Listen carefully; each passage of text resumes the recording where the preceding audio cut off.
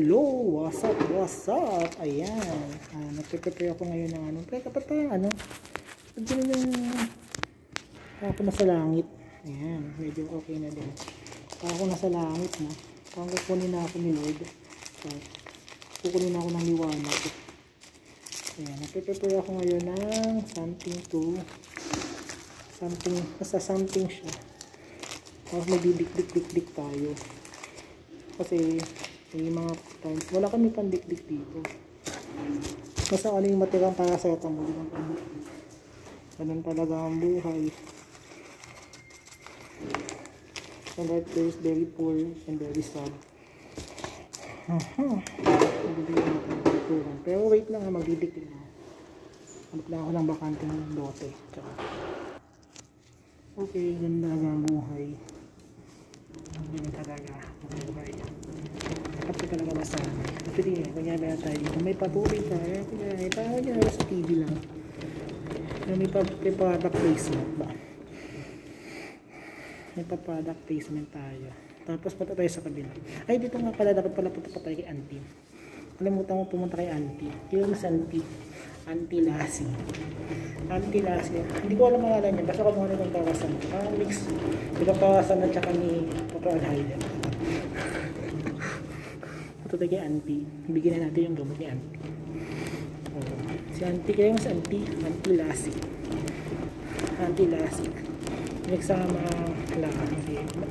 Mag-imbeta tayo. Kung ngayon niya, aliwin na natin sa iyo. Ganun lang talaga ang buhay. At least yung ko nag-reklamo. Ay, ganyan na pinagkami kita. Okay na yun. Masaya na tayo sa ganyan. Kaya naman ako mga binabayaran din ako. Yung binabayaran. Siyempre, iniisip ko yung mga binabayaran. Kasi sa magreklamo ko, di ba? Ano ba naman ibibigay mo lang akong buong puso? Akong kaluluwa. Charot. Alam mo, ito talaga. Siyan.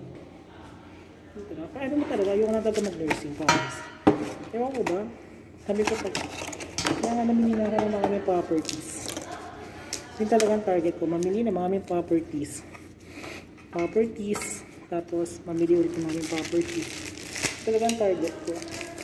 Ano ba ito? Diyos ko. Ayan. So, ang sa totoo lang, ayoko talagang gumawa ng ganito. Pero syempre ako naman, daldal ako ng daldal. Alam mo yung bang in-enjoy ko lang yung sarili ko. Ako naman kasi nag-enjoy naman yun. Madali na ako. Ako naman yung tipo ng klaseng pa madali mag-enjoy. Mga simpleng bagay. Mga kitang ala ko ng dahon, natutuwa na ako. Alamin ko pa yung ibig sabihin ng dahon, ganyan. Kaya precipitate. Saan ko ba nahihigil? Basta may ganun. Walang ganun dash. Once every day. Malamang di nabigay ni Anit ito. Kaya precipitate. Walang ganun lang talaga. Nag-gloves na ako kasi baka mamaya sabihin niya hindi na ako nag-gloves. Napaka-ice tayo itong tao. Lahat na lang. Ako na ang masama. Ako na lahat. Yan. Pero anyway, ganyan. Kasi talaga ang buhay.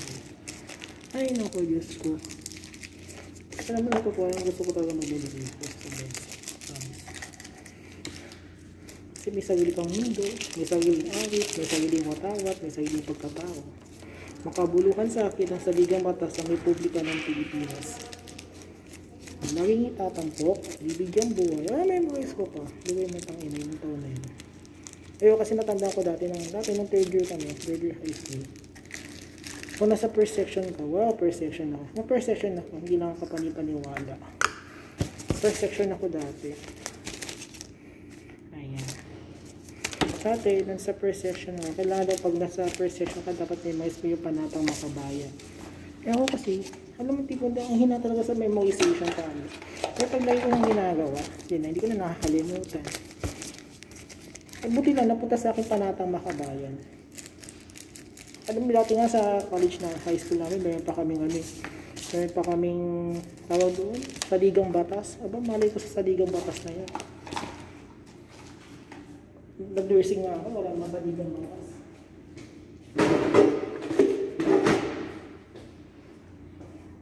Nagsaligang batas. Hindi ko naman alam para saan yung saligang batas na yan.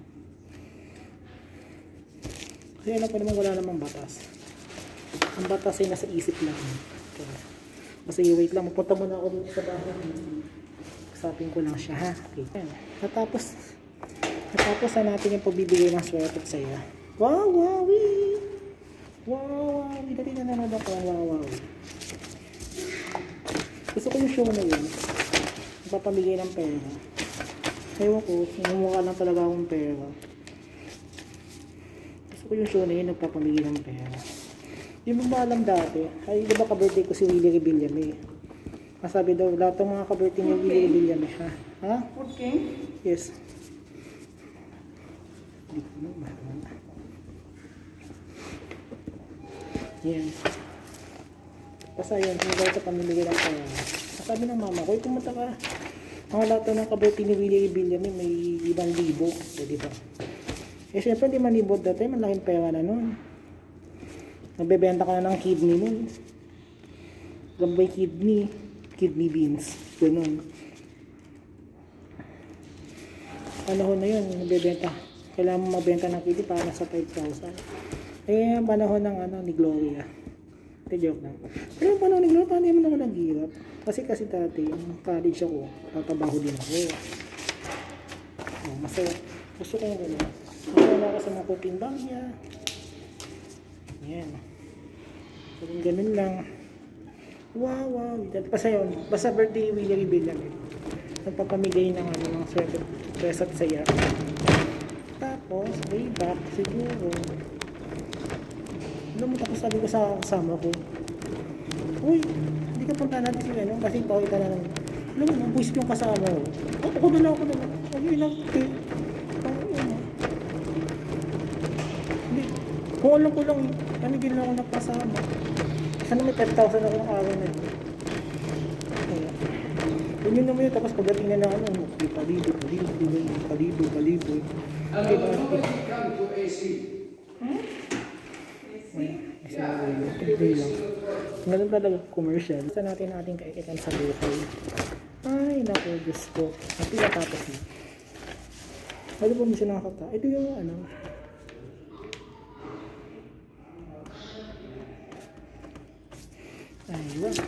Okay. So, dito na tayo. Lipat naman tayo sa kabilang stasyon. Sa seaside. Sabi ko ang seaside, malapit sa MOA. Seaside Boulevard. Pakita mo yung estado. Ay, puta just estado makapagal. Disney yung makapagal. Ayun. Hindi tayo.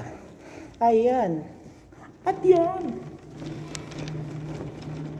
So, lipat lang tayo ng kabilang stasyon. Sa Channel 7.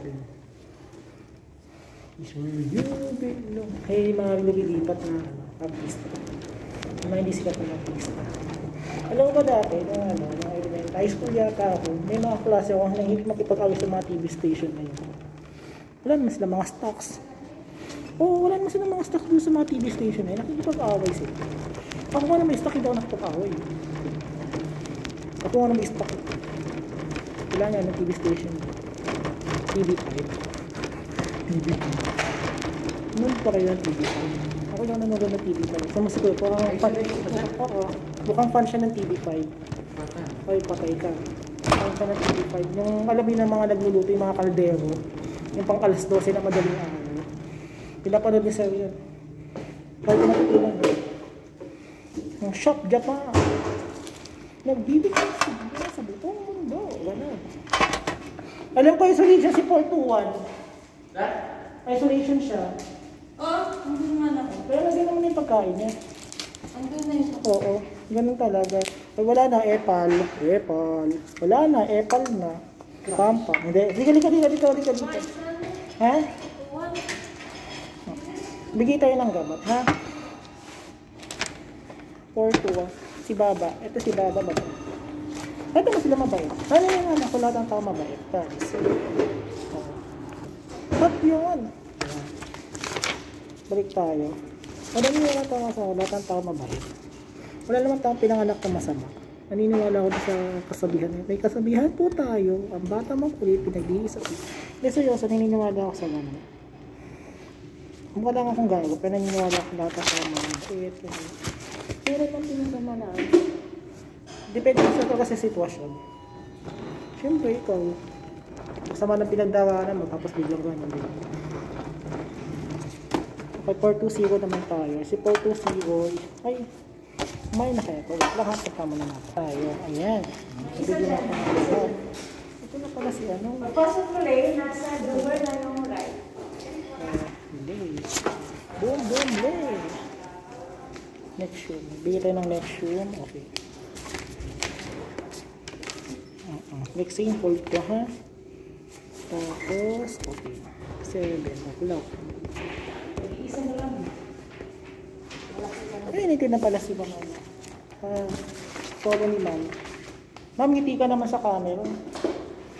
Ngiti ka naman sa camera. Ayan. Ayun. Umiti siya. Ayun. Tapos ito na kay 2-1. Si 2-1. Tingnan ko si 2-1 sa buhay natin. Wait lang ha. Baka